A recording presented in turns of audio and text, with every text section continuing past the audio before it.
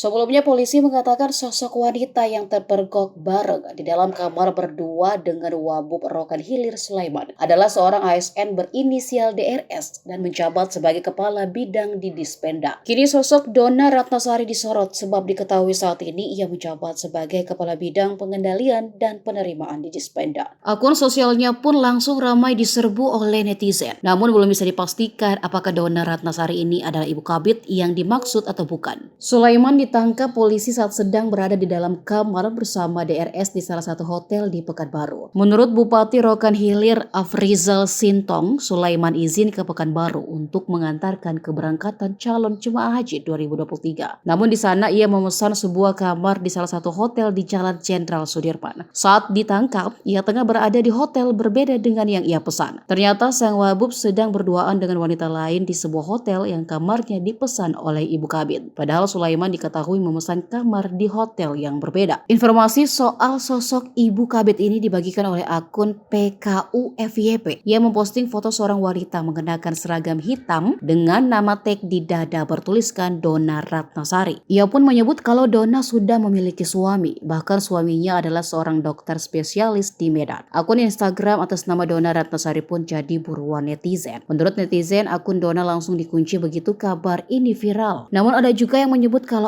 akunnya menghilang. Di akun TikTok yang memiliki nama yang sama terlihat ia memposting video saat dirinya belum mengenakan hijab. Melihat itu netizen ramai berkomentar dan bertanya jika benarkah ibu kabit yang dimaksud adalah wanita tersebut.